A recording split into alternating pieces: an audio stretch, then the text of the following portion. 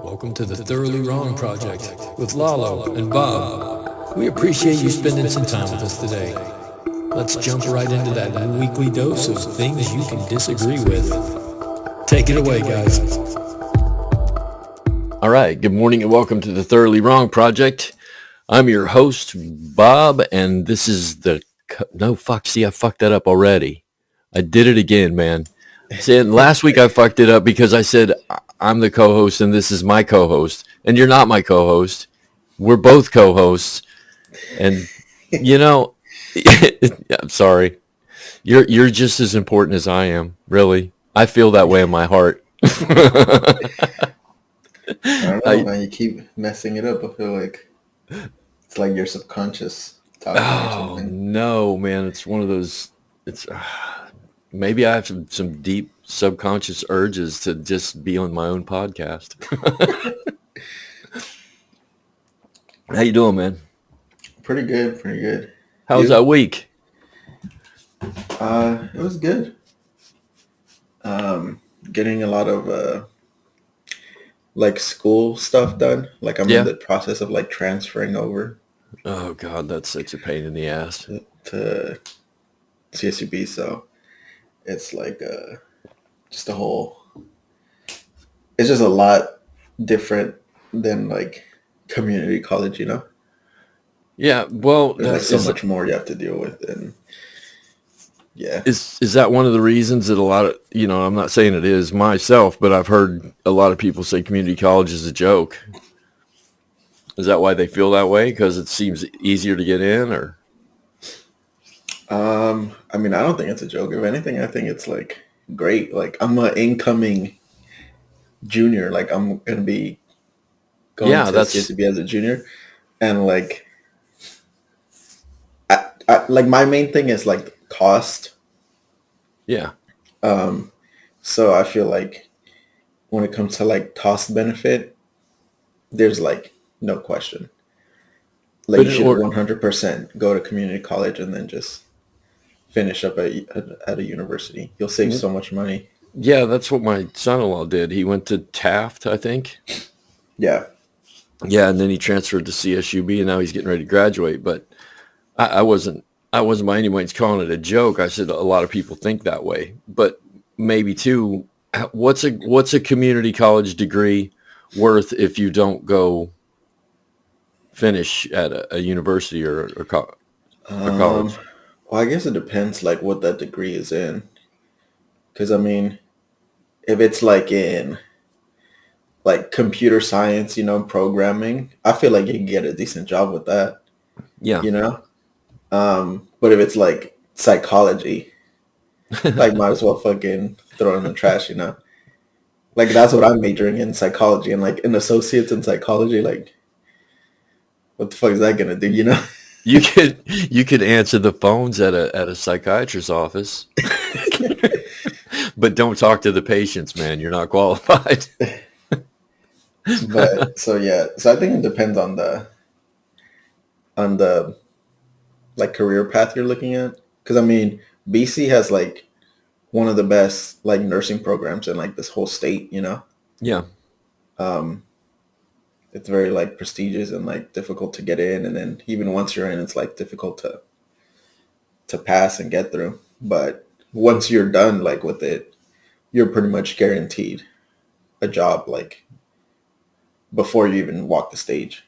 Yeah, I used to be friends with a guy named Chris, and his mom headed up the department there, the nursing department. Her name is Barbara or something. I can't remember now, but really nice woman. But I never went to community college. I didn't see the point, but I didn't understand, I didn't do any research either. I just didn't go to community college because I didn't want anything to do with it. But now, when you're staring down, well, $38,000 worth of debt, you're thinking, well, I wish I would have gone to community college and done 2 years there. It would have been a lot cheaper. Yeah. I mean, I think especially now, like with tuition being so high. Yeah. For like literally no reason. I mean, there is a reason. It's just a stupid reason. But Yeah, I think because of that, like, especially if you have, like, I mean, if you're like scholarship, like if you get like full ride, or if like your financial aid covers like all of your tuition, then Yeah. yeah, might as well just go to a university. But if like there's any out of pocket costs for you personally, um, I would definitely recommend junior college or Hmm. community college, whatever you want to call them. Well, I guess they're trying to make it. Are they still trying to make it free? Is that part of the Um, Build Back Better I plan? mean, they're saying they want it. It was. I don't think it made it through. So that was Um, part of the first one then, and yeah, not that's part Build. of the. Okay. But because I mean, that's like super.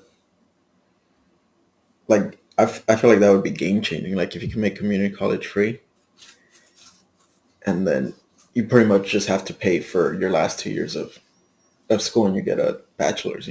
Yeah, that'd be all right. That'd be decent. I like my wife has $104,000 in her. She got an English degree, and like you said, some degrees you when you step out of the college with the English degree, like that's great. What are you gonna do with that? I feel like some degrees there's no choice but to be a teacher. Yeah, Like English, history, yeah. you know. And It's like, so, oh, so you want to be a teacher? so you want to be a teacher? So you know that door you just came back out of? You're gonna have to go right back in there and keep spending money, man, because I think she got out. I think she spent 60,000 on her master's degree and 40 on her bachelor's. So, but that then again, she didn't work. She had to borrow a lot of money. She was a single mom doing all that shit. It just seems like college is so fucking unfair. The advantages you get from it sometimes don't outweigh the disadvantages, because here you're looking at $104,000 and a teacher's salary to pay that off. It's going to take you the rest of your fucking life to do that. Yeah, and like I said, it's like gotten super expensive for like dumb reasons. Like there's the administrative. I'm pretty sure like that's the big chunk of it, like administrative cost to Yeah. colleges. Like there's a dean for like everything nowadays, and it's like you don't need all that shit. The Um, dean of the boys' bathroom and yeah, like there's a dean for everything, and it's just so. And I mean, you see that everywhere. Like even like where I work right now, there's like a supervisor for like a team of like two people. yeah.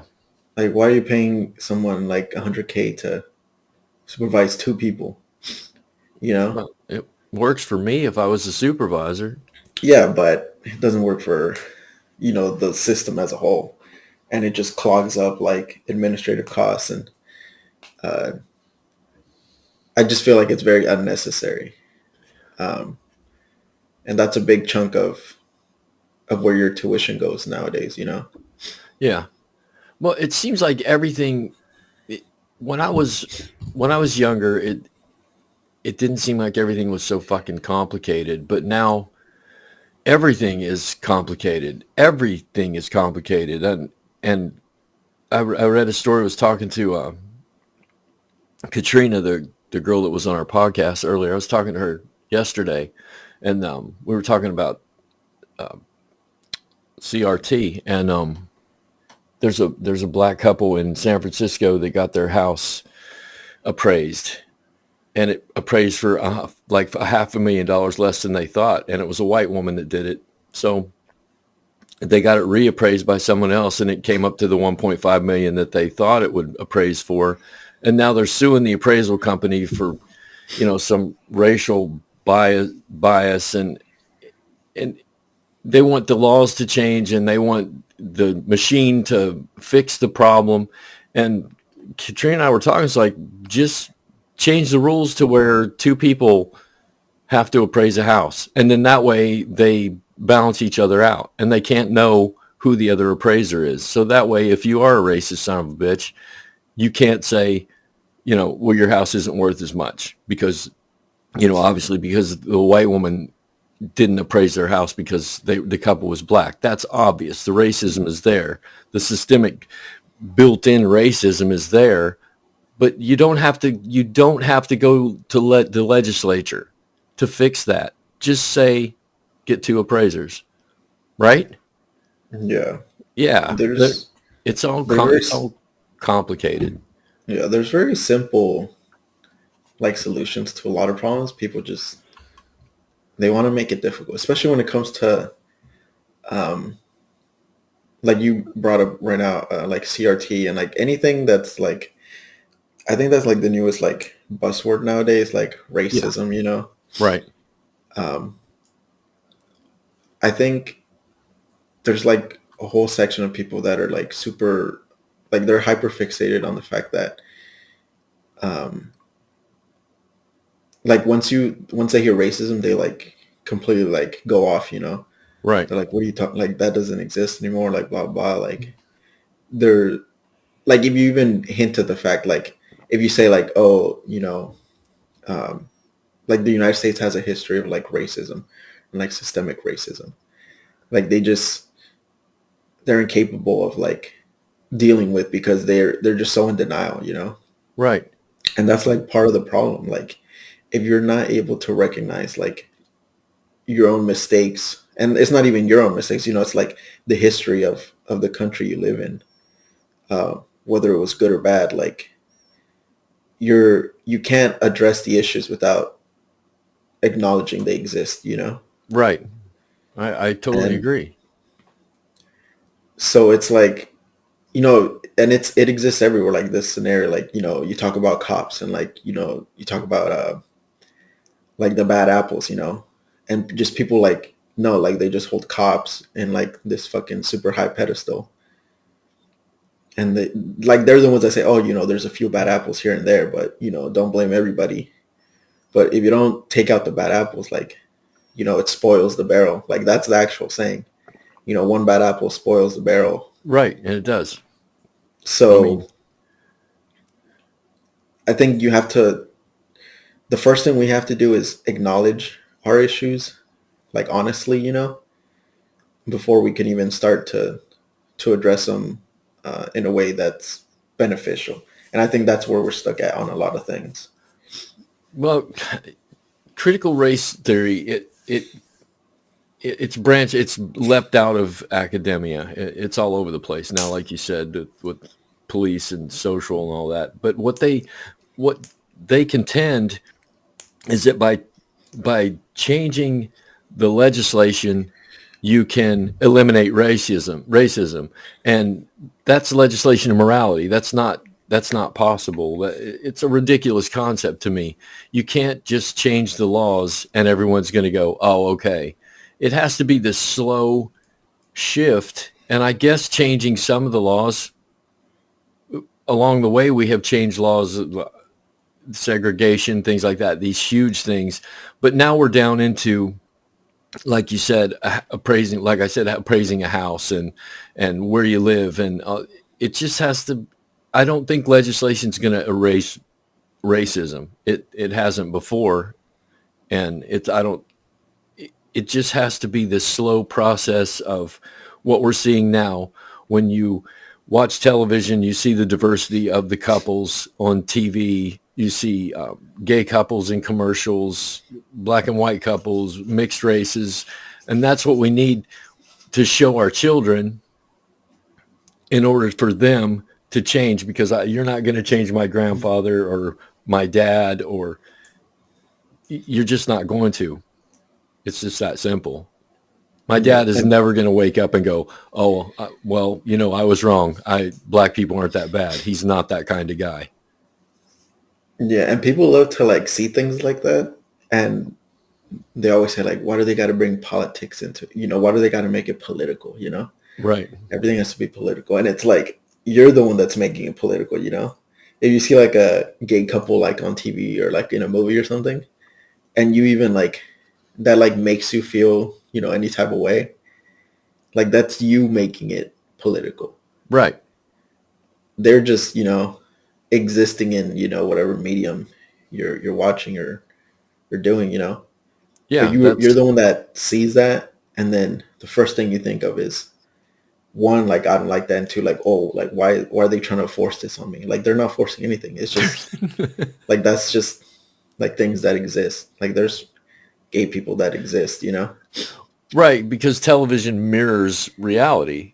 And in Right. reality, there are gay people everywhere, and that's fine, and mixed race couples, and that's great. I mean, I my the thing that always makes me laugh is, those illogical arguments. Is like, oh, well, men are getting married to men today. What is it next week? Men are marrying horses, and you're like, how in the fuck did you leap to that, man? That's how did that happen? You're gonna marry your lawnmower next month? No, that's. I don't know many people fucking lawnmowers at this point. But Yeah, they take things and they try to like pull extremes out of them. yeah, But like you said, most of the time they make zero sense. yeah, And it's just their way of trying to like fight back on the change, you know? But it's inevitable. So fight as much as they want. It's not gonna change the change, you know, or stop the right, change. It might right. slow it down a bit, but um, like I said, it's pretty much inevitable. It's just how at this point it's just how fast are we gonna get there, you know? Right. Well, racism is a rough one. And misogyny was rough for a long time, but you look at what happened now, and we get down to the equal rights of women, and now we're down to the particulars. Women aren't getting paid as much, but they're not as oppressed as they were before. So now we can start to fix the things. And it's easy to say, okay, you're a supervisor and you're a supervisor, male and female. It doesn't matter. It goes by your title. So you're going to get paid the same. And CEOs, women are becoming CEOs. So I've seen a major shift over in my lifetime in the last 40 years, but I've also seen major shifts in segregation, racism, all this. So when you step back and look at it historically, even in my lifetime, things have come a long fucking way, and that's good. That's good. And I've been able to change with it. I've been able to change my mind because I admit I grew up in the culture where women were subjugated and racism was prevalent. So I had those thoughts in my head. I can't deny them now. And like you said, if you deny the historical aspects of racism, you're not going to fix it. So in my lifetime, I've changed my mind. That way I know everybody can change their mind. So it's simple. Yeah, because I mean everybody has those like prejudices, you know, Of course. whether they want to admit it or not. And I mean, I don't know if it's natural, but it's like just the way we grow up nowadays. Yeah. Like you can't really help but have them, even if they're like subconscious. That doesn't make you like a bad person, you know. But we have to be able to like identify them and acknowledge them and kind of, work on them. And then that's what people just don't want to do, like see our like critical race theory. Like most of that is like, if at all, like it's taught in college, especially Yeah. if you take if you try to get like a law degree, that's like where critical race theory is actually taught. Like all these, like all this outcry and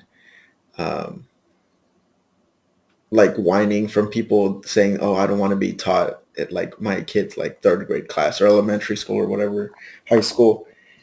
Like that's just history. Like what they're talking about is history. Right. Like, oh, I don't want my kid to be told like that the United States was like founded on racism and slavery. But like that's not critical race theory. That's just history, like that happened.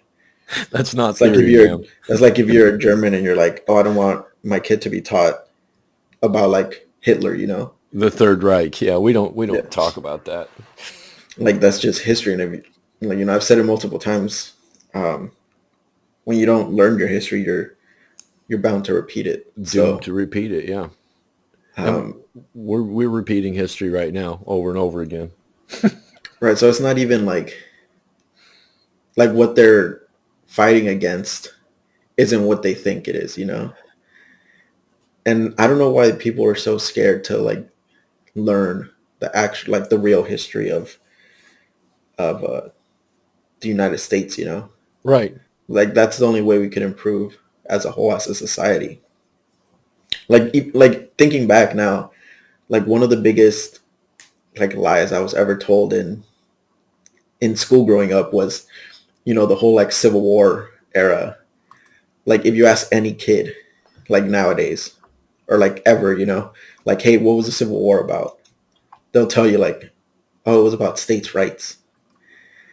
That's like a big thing that was like drilled in our head, or at Right. least in my head, and like the people I knew, in the schools I went to.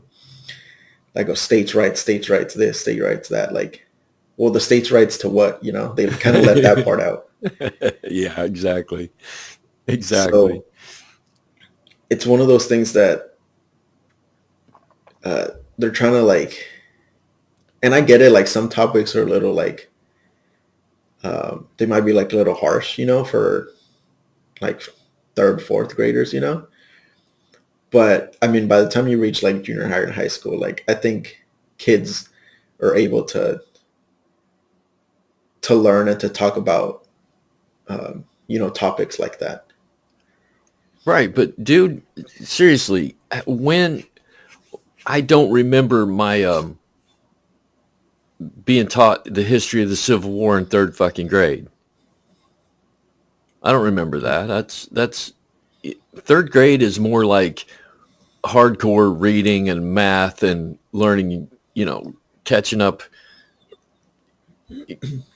It's like a formation to learn because I don't remember any hardcore history until like seventh, eighth grade.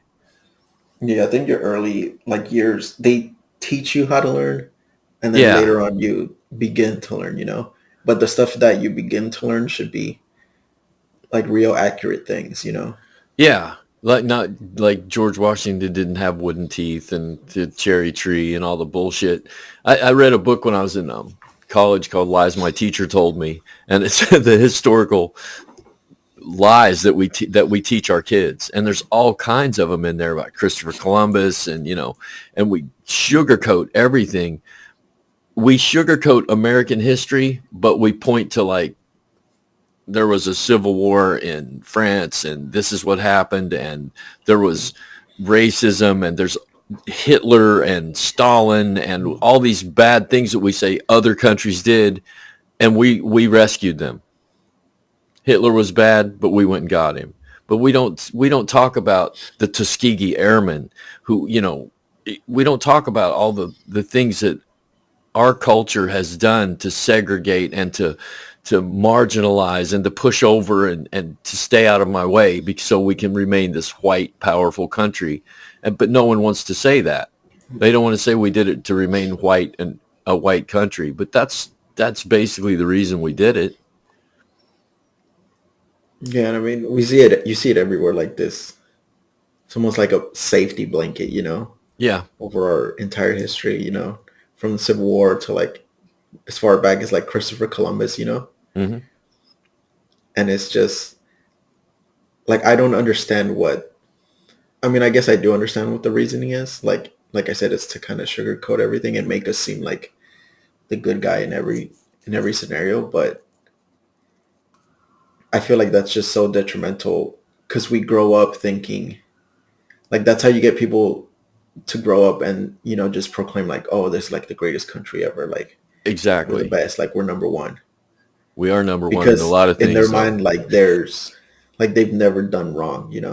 In their minds the United States has always done right by everybody and by everything, and that's Yeah. just not true. It's not even close to being true.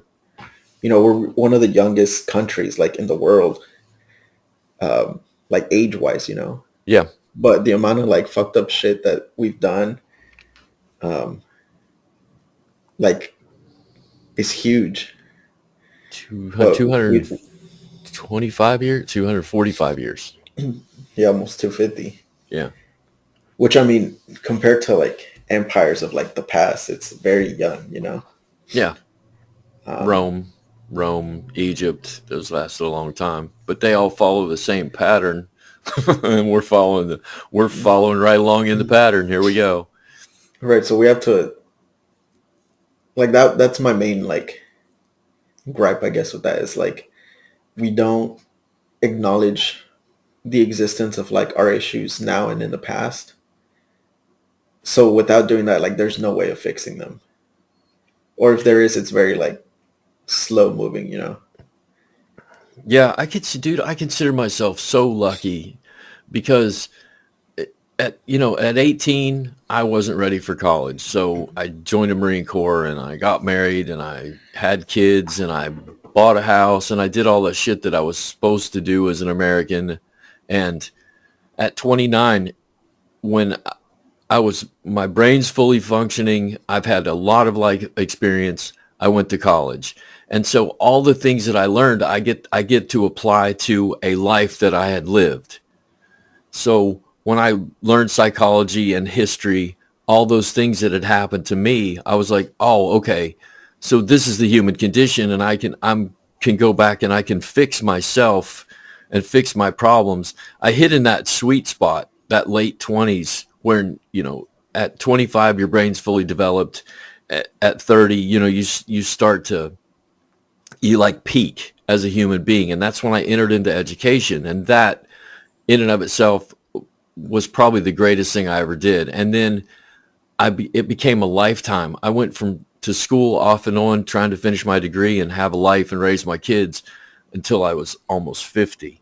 So it took me 20 years to get through school, but it was the greatest 20 years of my life. I got to go back and plug back into education and fix myself as well as get an education. And I feel like I turned out a lot better than I would had I not gone to college and just stayed in West Virginia. I'd probably be a meth addict by now. Yeah, I hear all the time about like you said, your brain like fully develops by a certain age. And I Yeah. always thought that was like, I don't know, weird, because I was like a 21, 22-year-old thinking like, I feel like fully developed. Yeah. I feel like I'm, all grown up. But like thinking back to like my mindset from right now to like 4 or 5 years ago, Yeah. and like just how I approach, everything in my life. I truly believe that like it's like night and day for me. Yeah.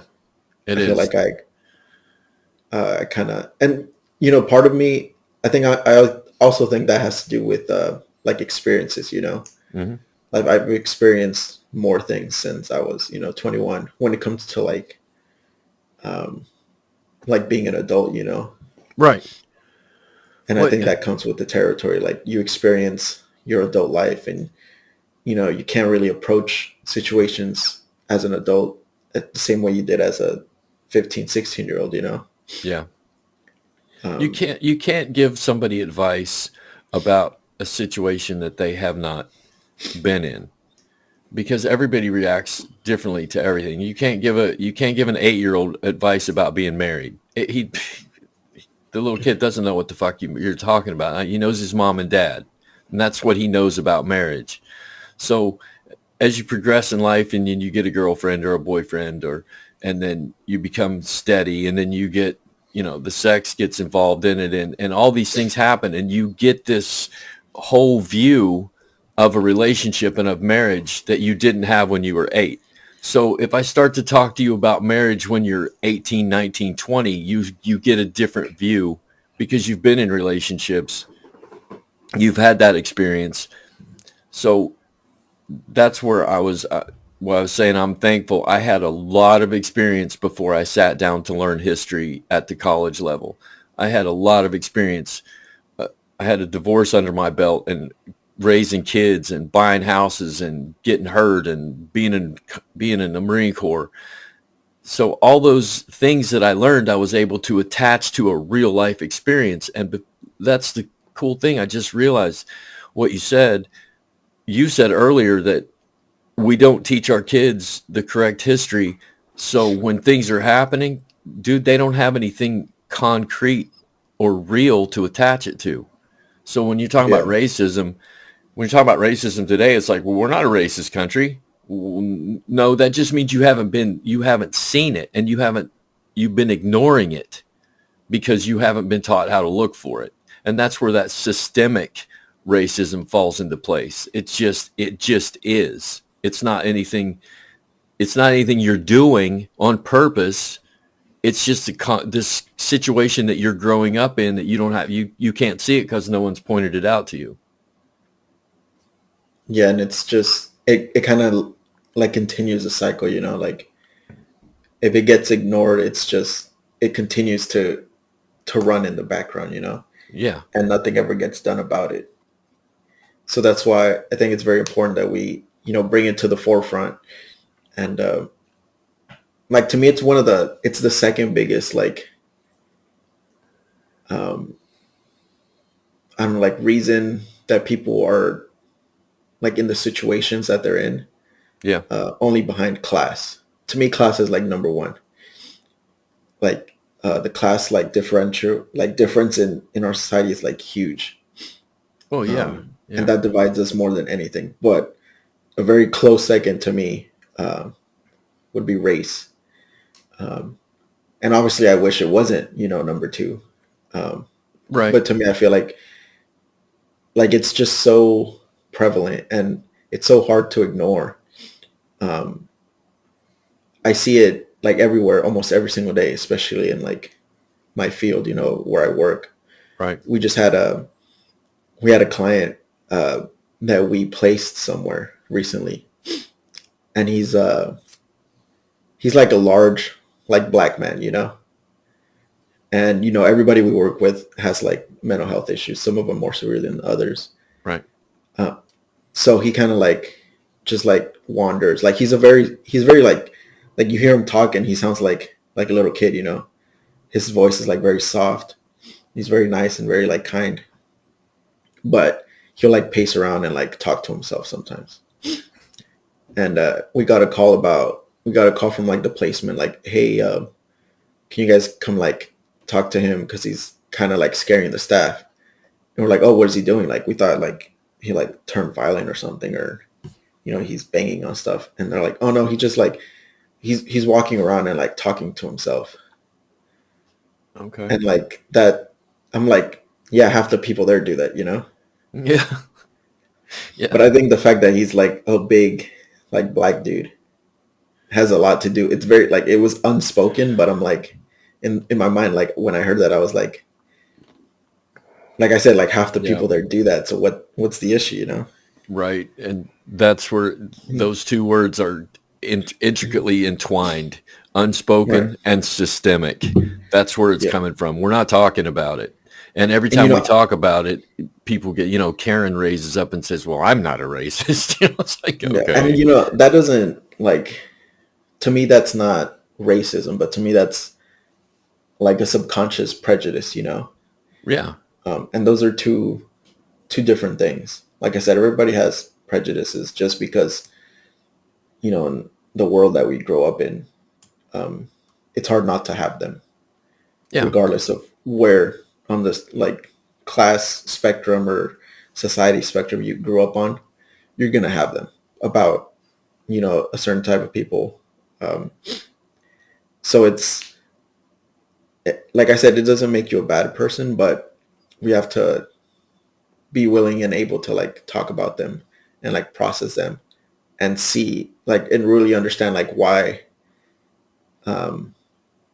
they're not true, you know, and we shouldn't like invest so much in them to the point where it affects our like decisions and our attitudes towards people, you know?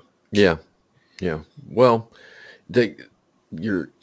those people, the guy that you're talking about, he's got several strikes against him. He was homeless, right? He's living on the street. So that makes him suspect to people who aren't homeless. He's mentally ill, and that's another one. He's big, that's another one, and he's black. And so you've got all these things that's stacked against this guy, and nobody wants to admit that they're afraid of a big black mentally ill person. They don't want to say I'm afraid of him because he might be dangerous. Well, why do you think he's dangerous? Well, I don't want to talk about that part of it. I just want to say he's dangerous and I'm not going to go around him. Right. And I think it's that fear of talking about it that's holding us back from the real change, Yeah. Yeah. Well, And that's where we got to start. and where do you start, Lalo? I mean, we're trying to erase the stigma of mental illness now. You see it everywhere. It's in all over the internet. It's in the news. It's on television. People are talking more and more about going to therapy and getting help. But there's still that demographic of people that how do you crack that nut, man? That demographic of people that still believe that you shouldn't get help because if you're mentally ill, you're just weak. And so there's all these stigmas that you can't break. If you go down into Kentucky and West Virginia, North Carolina, Georgia, Alabama, Louisiana, I could just sit here and name states that I've been to that racism is just fucking prevalent. I mean, it's like and if you talk to people about it, if there's a black person around, they're nice as hell. If you ask them about it when black people aren't around, look out, motherfucker, because you're going to get an earful about how racist they really, truly are. Yeah, it's kind of hard I think those people are too far gone. Like you said, they're not just going to wake up one day and be like, oh, I was wrong this whole time. Or, I've been looking at it the wrong way. Yeah. I think they're very deep into that whole, to the point where there's no coming back. But I think there's most of the people that have, some sort of prejudice. It's not that deep for them, They might just, clutch their purse, when somebody's walking by or Yeah. do little subtle things here and there. And like I said, that doesn't make you a bad person. It's just how you grew up. It's part of society. Right. What if you could become self-aware, though?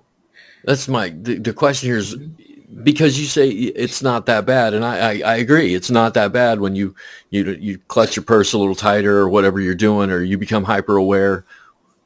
But what you're doing is, let me back up. You're in psychology, and when two people are talking face to face, that they're actually reading facial expressions and micro expressions, and things are happening that we're not aware of behind the scenes. So if you got a group of your children, you got your 3 kids that are 6, 5, and 4, you're on the street, a black person walks by, and all those kids subconsciously see mom get a little tense, right? Yeah. So we're teaching those kids, and we're not saying be scared of black people, but we are, because she is, and her expressions and her micro expressions and her everything she does, it says, I'm afraid. So those kids see mom afraid, they see the black person, and they tie it together right there. And you're looking at something that's hard to fucking erase, man, when it's not spoken. Because mom says, no, you have to treat everybody equally, and then she doesn't treat everybody equally. Is that her fault? No, I wouldn't think it's her fault. But I think one of the best ways to address, issues like this is it's not in the moment, Yeah. I think it's either before or after, when it's one of those things when they say, hey, I don't want to, if there's a issue between a couple, you don't want to bring it up during the fight, because it's just Yeah. emotions are elevated and all that stuff.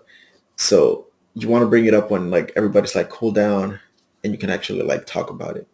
So I think that's also the best way to talk about these issues. Not like while, the black guy is walking by, like mommy, like, hey kids, like, this is why it's not right to, like, act the way I did. Right. I think it's, like in a controlled environment, like, sit down and talk to your kids like, hey, I know you guys might have noticed that I did this, blah, blah. But that doesn't mean, that they're bad people, or it doesn't mean that, it's a bad thing. Right. And then you could go into explain like, because, the kids are going to be like, well, if it, like, even if they don't say it out loud, like, well, if it's not a bad thing, why'd you react that way, And I think that also helps, like, the adult, like, kind of be more, like, self-aware and, like, a little bit of, like, introspection, Yeah. Yeah. And they get like, well, why did I react that way? And then can I teach my kids to not react that way? And, like, what made me react that way from when I was a kid? Like, what was I taught that made me think or react this way? Yeah. Dude, and then you can start to, that's how you start to process, like, the root of that behavior, of that issue.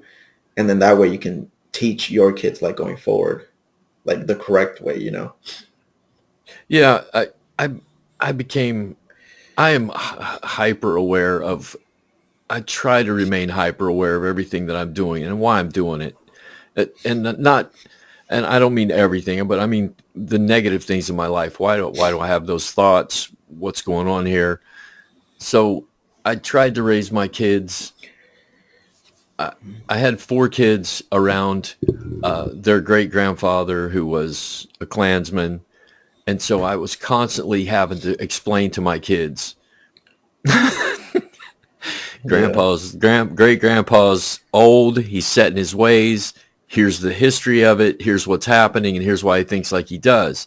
And then my kids have grown up in a world where they grew up in a racist world, but with a self-aware parent who didn't want that for them. So I feel like I did a pretty good job in that, because they didn't condemn their grandfather, which is what we can't do. And they didn't condemn my dad, or, all the people in that family who laughed at the black jokes and the Jew jokes and, the Mexican jokes. But they grew up in that, they heard it, and then they were able to voice their opinions to me. And and I could explain it. And I think that's what we need to do. That's all. My children are raising their children in a very open, accept everybody. There's still danger. There's still dangerous people out there. We're not gonna say all white people are safe, or all black people are safe to be around, because it's not the fucking case, obviously. Right. So we have to identify the dangerous areas that we are in, or the dangerous people. But then we say, when we see one dangerous man with a black guy with a gun, we can't, disseminate that into all black people. That's not how that fucking works. Yeah. And I think that's what we do the most. Like, that's where, like, our, like, prejudices come from, Mm-hmm. Because, I mean, I could tell you, like, even me, like, growing up, like, Hispanic households have very, like, strong prejudice towards like, black people too, Right. So, and for a lot of people, all it takes is like one incident, and it's like, oh, this one thing happened. So, like you said, you, like, take that one person, that one, like, scenario, and then just extrapolate it to, like, oh, all black people. All people. Yeah, that's not how that works. Because otherwise, like, that Crumbly kid, we'd have to say that all white kids, all of a sudden, that's exactly how they do it. Oh, that dude, that must be everybody his age. And it's not. That's fucking ridiculous. But we can see that. We don't look at the white kids who do shit like that. We look at the black kids who do shit like that. And then we pull up all this data about the African American community, And we, like I said, extrapolate that. That's everybody. And no, you can't. It's not all mentally ill people are the same, or all white people are the same, or all indigenous people are the same. We're all different, man. All of us.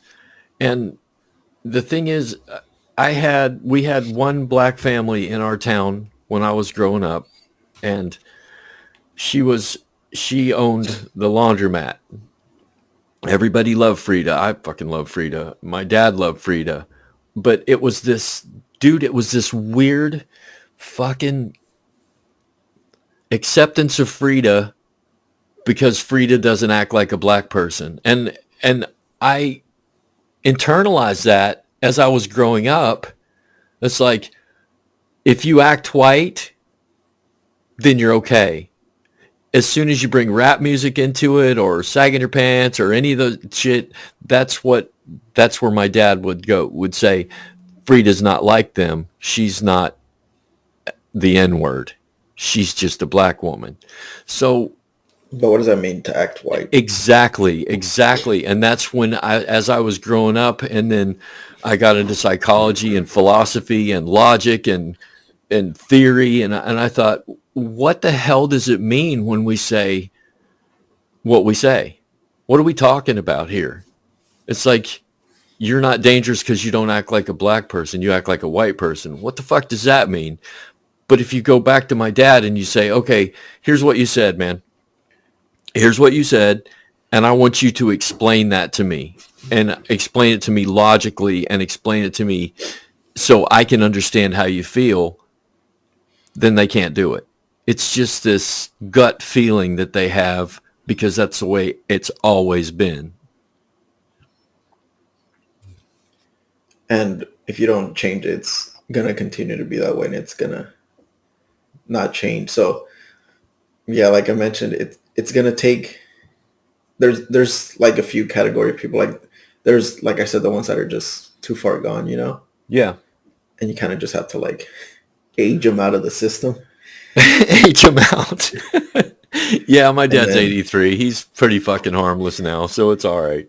And then, because, I mean, if you think about it, like, that's where, like, those prejudices are, like, the strongest, you know? Yeah. People that grew up in, like, the 50s, the 60s, when it was, like, really bad, you know?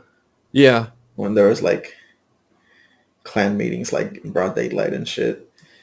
And then there's people, like, their children or, like, their grandchildren that are more, they might, like, think very similar, but it's not as strong for them, you know, those thoughts or those beliefs. All they're hearing is the thoughts and the beliefs. They're not seeing it entrenched in the culture anymore. That's right. So it's like, and I mean, it's like, it's getting like more and more like diluted, you know? Yeah. So I believe at some point it's going to get to the point where it's like, hopefully it's like a non-issue, but it's just like at what pace, like I mentioned. Because I mean, we can see it now, like, you know, the children and grandchildren, like we just said, aren't so deep into it. So it's natural for their children and their grandchildren to be even less into it, you know? Yeah. And I think a lot of that has to do with like how interconnected we are now compared to, you know, even like 70, 80 years ago. And our ability to like travel like within the country, you know, like Bakersfield, for as, you know, red as it is and conservative as it is, I don't think it comes anywhere close to like the deep South, you know? Oh no, definitely not. Definitely not. It's like we have so many different, like you visit different parts of the country and you'd think you're in a completely different country. You know, you go to New England versus like Arizona versus Florida versus, you know, like Portland. Like you go to those are like 4 different countries if you just like appear in one of them, you know? Yeah, it's really cool how the Latin culture is different from Appalachia, is different from New York, and you go, it's really cool. It's really cool to drive and see it. A lot of people don't. And the thing is, you know, if you took my if you took my grandmother to Miami, she'd be terrified, literally terrified, because a lot of people back then did not want to leave their culture. They didn't want to make friends. They don't want to assimilate anyone into their culture. And even today, after I left, they have ostracized me because I don't think like them. So when I visit, or when I used to visit, I don't anymore. You could feel that they just didn't accept you anymore. And what you said was taken, they let you talk and go, nod and say, yeah, that sounds about right. But you could tell they're like, no, we're not doing that. I don't see how you left here. You left us. So now you're no longer like us. Yeah, and it kind of comes back full circle to like how we started off talking about like college and education, because when you make those things more like affordable and accessible, more and more people will like take advantage of them. And you can have somebody from like Alabama go to school in California, and it's like a complete culture shock to them. Oh, yeah. And I think I Yeah. think and I think that shock and those experiences and meeting people that, you know, the more people you meet, the more you understand people. You Yep. get to know about their upbringing and like their background and what makes them who you are. And I think the more of that we have, the better we're going to be at solving issues like racism and like systemic racism, because you're able to kind of see outside of that bubble that you grew up in. Yeah. Because I That mean, that's what happened to you me. you ask kids in the South, like they'll just think like the whole United States is like their hometown, but it's far from it. Just like you ask, like you come here to California and you describe them like scenarios from like the South, and they'll be like, no way, like it can't be that bad.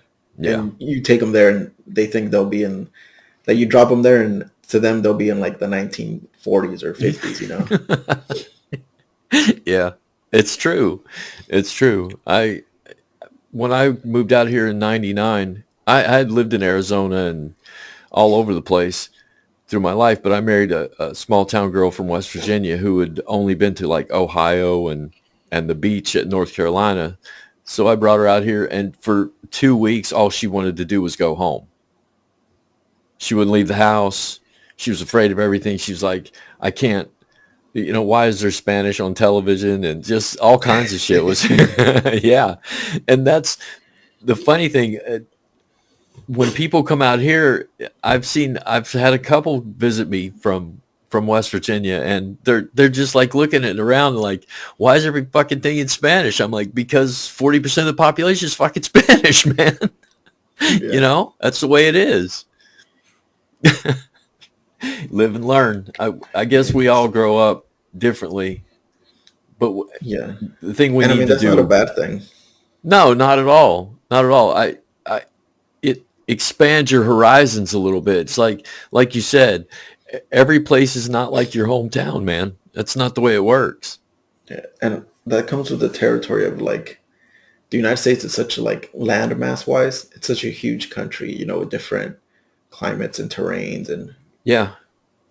so that kind of forces people to like live differently. Hmm. Like you said, people in Appalachia are going to be different than people in like, Florida. Yeah. And Well, it's a lot of Appalachians retire in Florida, so so it's natural for like different types of people, which, in turn breeds, different upbringings, different cultures, different beliefs. Like yeah. all these things are natural, like naturally occurring.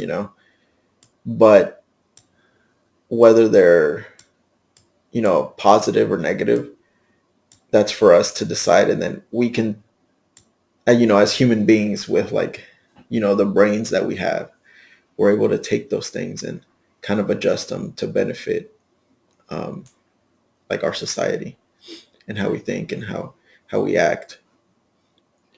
Yeah, Because we're but not like we're so far past the like I just think we're so advanced right now to the point where we're able to do a lot of things and solve a lot of issues. Um, we're just kind of choosing not to.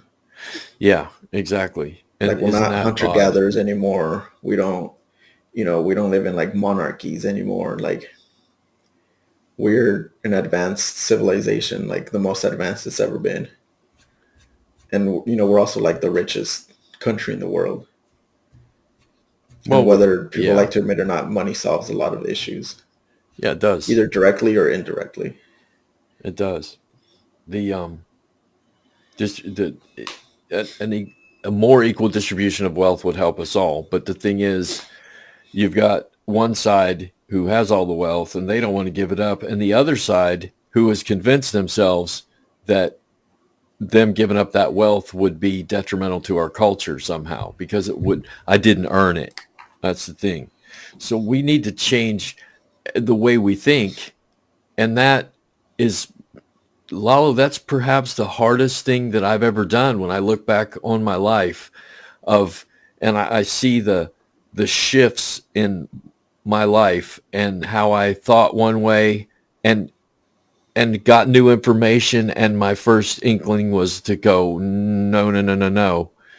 But then you begin to think and you begin to internalize the messages that you're getting and the meta messages and the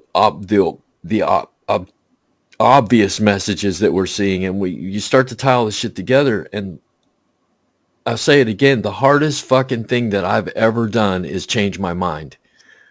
That's all. I mean, I've been through hell in my life, had all kinds of problems and solved them, but the hardest thing I've ever done was open up my mind and try to take in as much as I can about my culture, about people, about opening myself up and not saying, okay, black is dangerous and mentally ill is dangerous and homeless is dangerous and ignoring all the things that marginalize and punish these people for just being black, homeless, or mentally ill.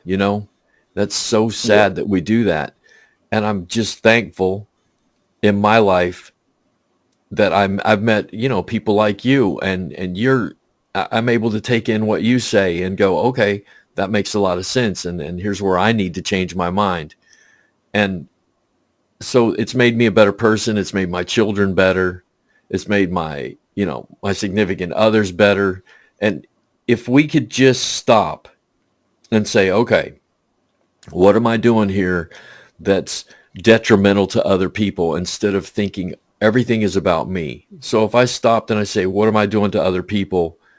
Am I marginalizing them? Am I not friendly? Am I not caring for them? Do I have too much money? If I'm one of those millionaires, do I have too much? And redistribute that and redistribute your empathy and your kindness and your caring. But I don't know how to start. I know how I did it, but I can't tell another person how to do it. So how do we get this message out that's watered down enough to get people to start to think about it, but powerful enough to get them to do something about it?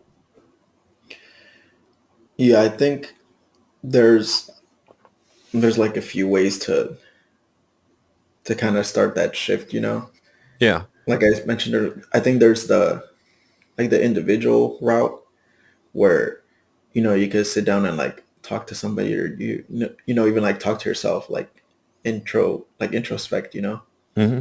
And then there's the route of change, like the culture, change things in society, have interracial couples and gay people on TV, to the point where it becomes normal. Because right now it's still like, oh, like, whether you like to admit it or not, it stands out. Yeah. Like I You see it, see, you notice it. It's not right, like you don't notice the girl and the guy holding hands walking down the street, but you damn well notice the guy and the guy. It's you can't right, help it. right. So we have to just make it so we don't notice it, pretty Yeah. much. And, Well, I think that's like the societal way, I guess, of starting that shift. It's kind of um like you're just trying to make it subconscious for people. yeah. And it's going to be like a rough battle because people are going to notice it, I think, for a while. But I think eventually we'll get to the point where it's more, I mean, I think it's going to take a long time to like completely like be unfazed by it. But um, I think we could definitely get to the point where it's like more normal, more normal than not. Normalize. That's the thing we need to do, man. What's the So I thing think we need those to two do? things, and sometimes they could even work in like conjunction. You can see something like that on TV and be like, okay, well, why does that, like, if it bothers you, you could be like, why does that bother me? Like, why do two people that I don't know, that I never will know, that don't affect me at all, like, why does that bother me? You know? So maybe we need to ask more um, rhetorical questions. You know, we don't want your answer, but if I ask you a rhetorical question, that's to make you think. So when we see Yeah. somebody who's like, "Oh, fuck, you can't marry you can't marry a black," it's like, okay, let's stop right there, and I want to ask you this rhetorical question: Why? Yeah. I Two think people.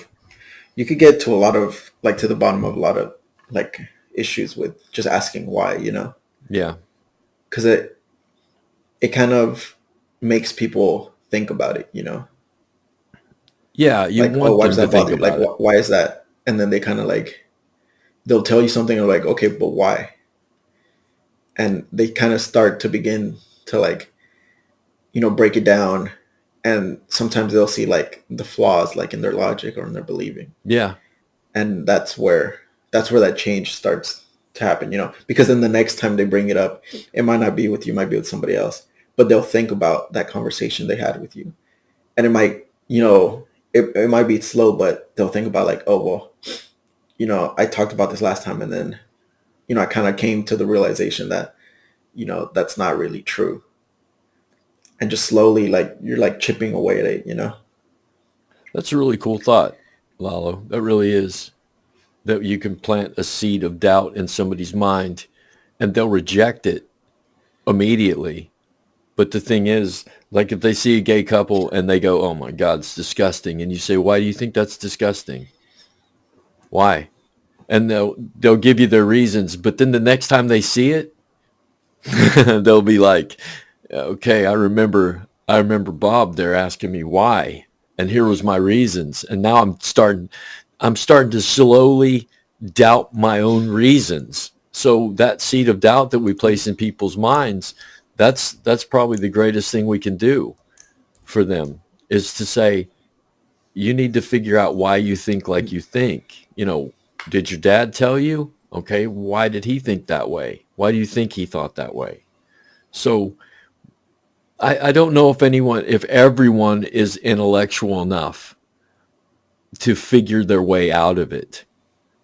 But I do know that everyone is coherent enough to doubt their own thoughts. So maybe we can do that. And if you did have a doubt, maybe the next time, maybe 3 times down the road, you'll still say that's fucking disgusting. But by the 4th time you think about it, you'll see it and you'll just shut the fuck up. And that's what you need to do. You need to stop voicing your shitty opinions about everything.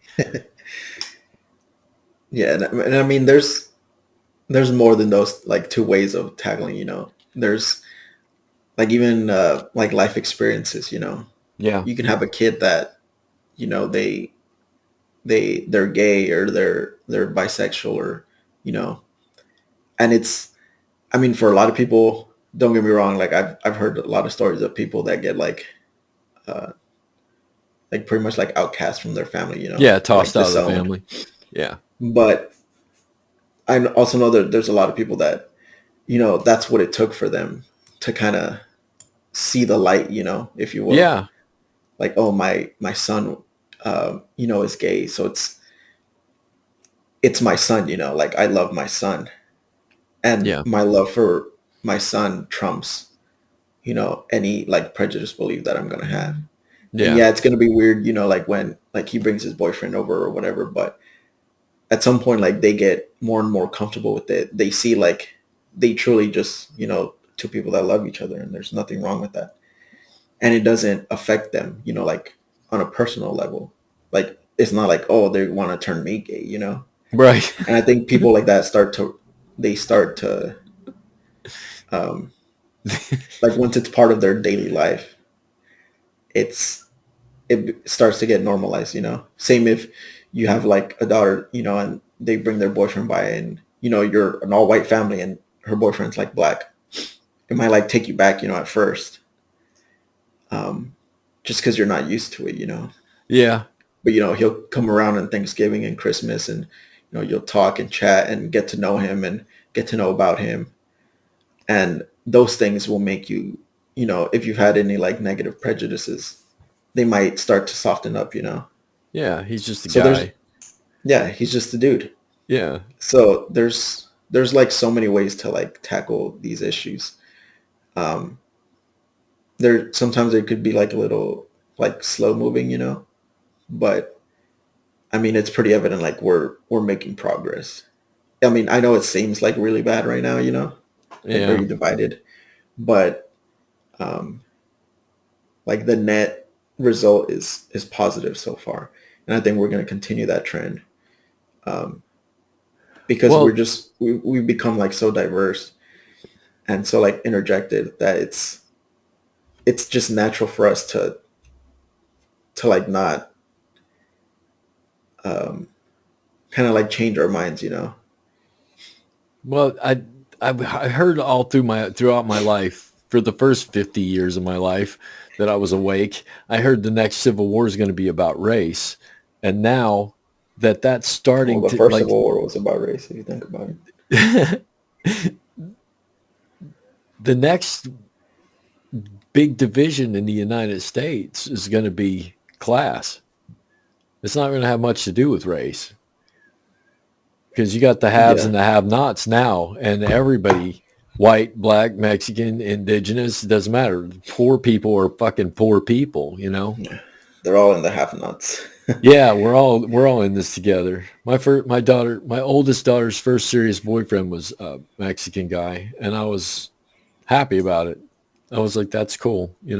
And now my 15-year-old, she loves Mexican boys, and I'm like, that's cool, man. Yeah, that's really awesome. It really is to me. However grandpa handles it, that's however he handles it. But, It dad shows says you that it that's didn't fucking cool. trickle down. Yeah, that it did. It really works to point out the stupidity, your own stupidity. And when you point that out and then you don't, you know, tighten up when a black guy walks in the room, and you don't tighten up when like, my daughter says, I have a new boyfriend and his name is Pedro. And you're like, oh, fuck, you don't do that anymore. You're just like, that's awesome. Can I meet him? That's the way we should be. But you said the coolest things, we are coming along, and you can see it. So instead of a race war coming up, we got a class war coming up. Isn't that great? Yeah, I mean, I feel like the class war is more. If anything, it would unify us even more. So Yeah, I think so. I think so. I always thought we should just do away with racism and concentrate on poverty and education and just think about the things that matter. So we missed it again, Lalo. the Yeah, the yeah. topic. We missed the topic. I had the sticky notes right here, bro. They were right here, right in front of my keyboard. And about 45 minutes in, I just put them back over there. So next time we're going to open with guns. Okay? We're going to open with guns. It would have been easy to segue into it because of the thing that happened in Michigan. So, but Yeah, that's it'll crazy. still be going on. Yeah, because I want to talk about the thing that happened in Michigan and the hunting down of the parents. And we need to talk about that, man. And this morning, I think it was on Saturday morning, a U.S. congressman, did you see that The picture of dude the with the Christmas card. Yeah. What Yeah, a I see. fucking, I posted it. I posted it on Instagram. If you what get a a, chance, check it out. okay. What an It's insensitive so like asshole, tone man. deaf. I basically put like it's like this is beyond like tone deaf. This is tone blind, deaf, and dumb, man. They don't see anything else. They don't see anything but themselves. So we'll talk about that next time. This has been really well. It's been really good. It opened my eyes again. I mean, every time we talk, it shifts my thinking, and I do appreciate you, man. Thank you. Appreciate you too. Yeah. So this week, It's what we always want to good do, to. I was gonna say it's always good to like it's like I mentioned to like learn from other people and you know and people that aren't necessarily like that grew up the same way you did yeah, because it opens up your eyes and opens up your mind. yeah, and that's cool, and that's what we were talking about. That's what we need to do. Stop thinking inside this little cubicle that we have called our lives and say, okay, my life is plugged into my culture, and this is what my culture is telling me. All I need to do is ask why. So Yeah. this week, find some of your prejudices, find some of your belief systems that are hurting other people or doing harm, and just ask yourself, why do I think like that? Why in the world am I like I am? And you'll wake up a little bit at a time, and it's a beautiful thing, man.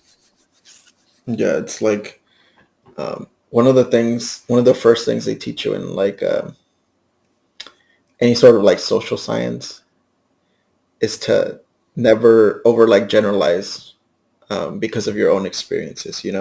Yeah, that's a So logical never, fallacy, overgeneralization. so never overgeneralize like on the basis of your own personal experiences.